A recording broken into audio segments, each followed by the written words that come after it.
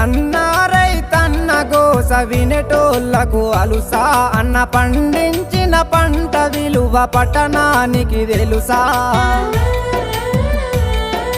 తన వ్యవసాయము మానుకుంటే లోకానికి నడుసా, ఈ దేశానికి రైతన్నే వెన్నెముకని తెలుసా.